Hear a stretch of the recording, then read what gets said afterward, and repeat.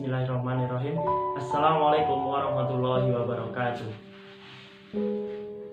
Alhamdulillahirabbil alamin. Assalatu wassalamu ala asrofil anbiya'i wal mursalin wa ala alihi washabbihi ajmain.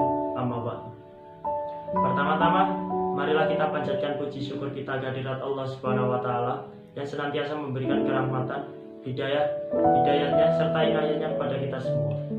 Kedua kalinya, sholawat serta salam tak lupa kita junjungkan, kita aturkan kepada Nabi besar kita, Nabi Muhammad SAW, yang kita tunggu syafaatnya di akhir zaman nanti.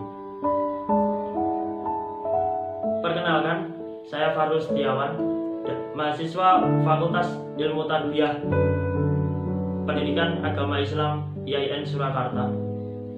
Saya akan sedikit menyampaikan materi yang berjudulkan Pancasila sebagai perspektif dalam agama Islam. Untuk yang pertama adalah definisi Pancasila. Pancasila pada hakikatnya merupakan dasar falsafah dan ideologi negara yang diharapkan menjadi pandangan hidup bangsa Indonesia sebagai dasar pemersatu, lambang persatuan dan juga kesatuan serta sebagai pertahanan bangsa dan negara. Nilai dan falsafah Pancasila bagi dasar negara Indonesia tidak diragukan lagi, ada di setiap agama dan menjunjung keadilan dan kemanusiaan. Pancasila melalui slogan Bhinneka Tunggal Ika atau yang berarti berbeda-beda tetapi tetap satu jua, mengandung makna bahwa meski masyarakat Indonesia sangatlah plural baik dari segi agama, suku bangsa, bahasa, dan lain sebagainya, tetapi mereka diikat dan disatukan oleh sebuah landasan hidup bersama, yakni Pancasila. Untuk yang kedua, kita masuk dalam materi, yaitu Pancasila dalam perspektif agama Islam. Sila pertama dalam Pancasila yang berbunyi ketuhanan yang Maha Esa. Sila ini memiliki makna bahwa segala konsep atau aspek penyelenggaraan negara harus didasarkan pada nilai-nilai yang berasal dari Tuhan. Selain itu, di dalam sila ini menjelaskan tentang hak masyarakat Indonesia dalam memeluk agama dan menjalankannya apa yang diperintahkan oleh agamanya masing-masing.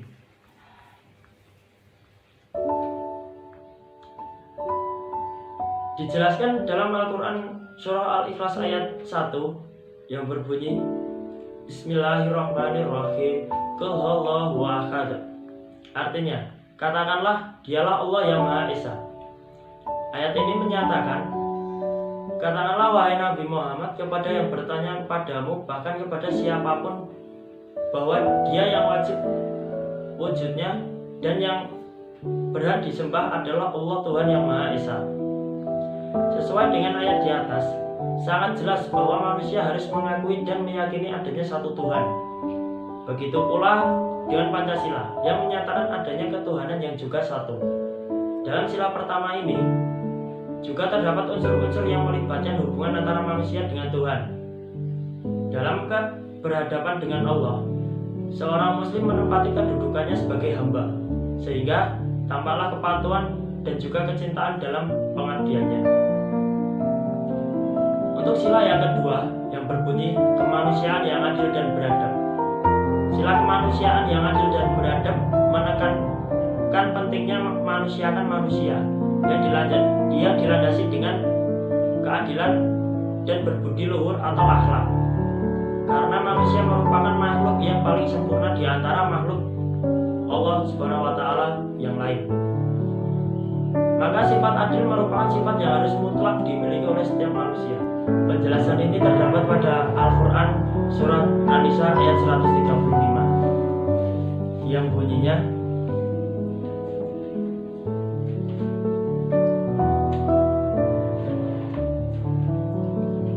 A'udzu billahi minasyaitonir rajim. Bismillahirrahmanirrahim. Ya ayyuhalladzina amanu kunu qawwamina bil qisti syuhada'a lillahi walau ala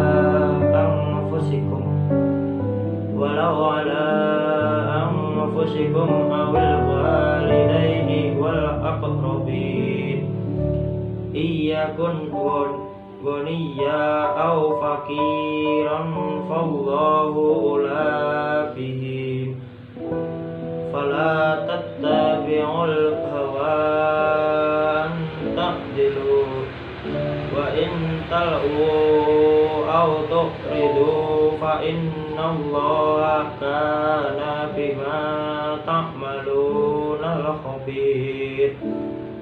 Sadaqallahul azim. Yang artinya, wahai orang-orang yang beriman, jadilah kamu orang yang benar-benar penegak keadilan, menjadi saksi karena Allah biarpun terhadap dirimu sendiri atau ibu bapak dan kaum kerabatmu. Jika ia kaya maupun miskin, maka Allah lebih tahu kemaslahatannya. Maka janganlah kamu mengikuti hawa nafsu karena ingin menyimpang dari kebenaran. Dan jika kamu memutarbalikkan kata-kata atau enggan menjadi saksi, maka sesungguhnya Allah adalah Maha mengetahui segala apa yang kamu kerjakan. Dalam tafsir Ibnu Katsir dijelaskan bahwa Allah Subhanahu wa taala memerintahkan kepada hamba-hambanya yang mukmin agar menegakkan keadilan. Dan janganlah mereka bergeming dari keadilan itu barang sedikit pun. Jangan pula mereka mundur dari menegakkan keadilan karena Allah, hanya karena celaan orang-orang yang mencela. Jangan pula mereka dipengaruhi oleh sesuatu yang membuatnya berpaling dari keadilan. Dalam mereka saling membantu, bergotong royong, saling mendukung dan tolong menolong demi kebaikan. Untuk sila ketiga yang berbunyi Persatuan Indonesia.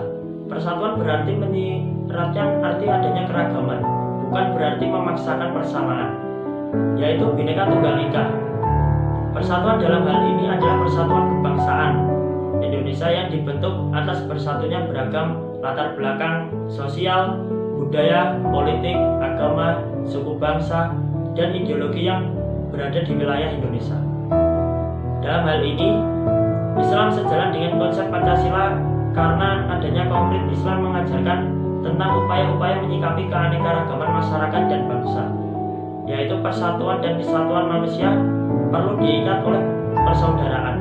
Persaudaraan yang dimaksud ialah persaudaraan universal, di mana umat manusia diikat tanpa mengenal warna, identitas etnis, dan agama yang dipeluk. Dijelaskan dalam Al-Quran surah Al-Hujurat ayat 10 yang bunyinya Bismillahirrahmanirrahim. Innamal mu'minuna ikhwatun faslihu baina akhawaikum wattaqullaha la'allakum tarhamun.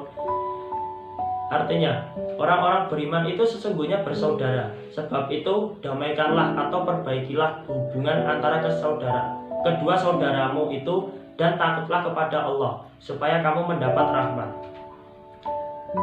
Ayat ini mengisyaratkan dengan sangat jelas bahwa persatuan dan kesatuan serta hubungan harmonis antar anggota masyarakat kecil atau besar akan melahirkan limpahan rahmat bagi mereka semua. Sebaliknya, perpecahan dan keretakan hubungan mengundang lahirnya bencana buat mereka, yang pada puncaknya dapat melahirkan pertumpahan darah maupun perang saudara. Untuk sila keempat yang berbunyi kerakyatan yang dipimpin oleh hikmat bijaksana dalam permusyawaratan perwakilan. Hal ini dijelaskan dalam Al-Quran surah Asyura yang bunyinya Bismillahirrahmanirrahim. Walladzina stajabu li rabbihim wa aqamus sholata wa amruhum syura bainahum wa mimma razaqnahum yunfikun. Artinya, dan bagi orang-orang yang menerima atau mematuhi seruan Tuhannya dan mendirikan sholat, sedang urusan mereka yang diputuskan dengan musyawarah antara mereka, dan mereka menafkahkan sebagian rezeki yang kami berikan kepada mereka. Ayat ini mengemukakan apa yang selalu menghiasi diri mereka. Ayat di atas bagaikan menyatakan, dan kenikmatan abadi itu disiapkan juga bagi orang-orang yang benar-benar memenuhi seruan Tuhan mereka, dan mereka melaksanakan sholat secara bersinambungan dan sempurna, yakni sesuai rukun serta syaratnya sesuai dengan khusyuk kepada Allah, dan semua urusan yang berkaitan dengan masyarakat mereka memutuskannya dengan musyawarah. Tidak ada di antara mereka yang bersifat otoriter dengan memaksakan pendapatnya. Dan di samping itu, sebagian rezeki yang kami anugerahkan kepada mereka, baik harta maupun selainnya, mereka senantiasa menafkahkan secara tulus dan berkesinambungan, baik nafkah wajib maupun sunnah. Untuk sila yang kelima, yang berbunyi keadilan sosial bagi seluruh rakyat Indonesia. Keadilan berasal dari kata adil yang mengandung arti bahwa suatu keputusan dan tindakan didasari atas norma-norma yang objektif, tidak subjektif, apalagi sewenang-wenang. Dengan tidak terdapatnya perlakuan yang sewenang-wenang, maka semua golongan itu sama. Tidak terdapat golongan mayoritas dan minoritas, karena tidak memihak pada satu golongan tertentu. Keadilan tersebut menunjukkan bahwa peran manusia secara umum untuk berbuat adil, baik dalam perbuatan, sikap, dan ucapan. Keadilan juga mencakup pada arti menghukumi suatu keputusan atau mengambil suatu keputusan dengan bersifat adil. Hal ini dijelaskan dalam Al-Quran Surah An-Nahl ayat 90 yang berbunyi, Bismillahirrahmanirrahim.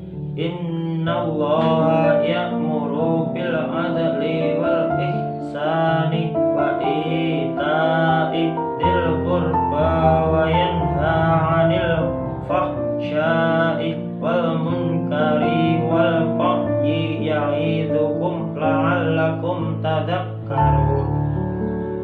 Yang artinya, sesungguhnya Allah menyuruh kamu berlaku adil dan berbuat kebajikan, memberi kepada kaum kerabat, dan Allah melarang diri berbuat keji, kemungkaran, dan permusuhan. Dia memberi pengajaran kepadamu agar kamu dapat mengambil pelajaran. Ayat ini dinilai oleh para pakar sebagai ayat yang paling sempurna dalam penjelasan segala aspek kebaikan dan keburukan.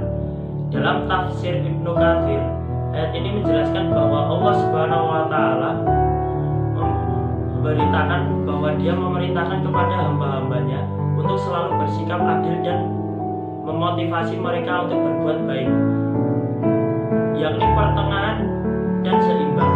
Dalam kalimat memberi pada kaum kerabat berarti menyuruh supaya bersilaturahmi kepada kerabat. Allah juga memerintahkan untuk selalu berbuat baik dan melarang untuk melakukan perbuatan jahat. Di Indonesia sendiri terdapat berbagai keanekaragaman seperti ras, budaya, suku, dan adat istiadat. Dari keanekaragaman tersebut, maka prinsip keadilan sosial yang berlaku di masyarakat Indonesia harus ditegakkan agar tidak terjadi perlakuan yang sewenang-wenang. Dalam Islam sangat menegakkan prinsip keadilan agar memiliki kesamaan di hadapan hukum. Penegakan keadilan sosial sendiri harus ditegakkan agar setiap masyarakat merasa terlindungi. Dalam kehidupan bermasyarakat, keadilan yang menciptakan kedamaian harus lebih didahulukan daripada urusan pribadi maupun golongan. Dalam berbagai hal, keadilan akan menciptakan adanya kemaslahatan serta kedamaian umat. Mungkin itu tadi sedikit penjelasan yang dapat saya sampaikan. Kurang lebihnya saya mohon maaf. Subhanallahumma wa bihamdika asyhadu an la ilaha illa anta astaghfiruka wa atubu ilaik. Wassalamualaikum warahmatullahi wabarakatuh.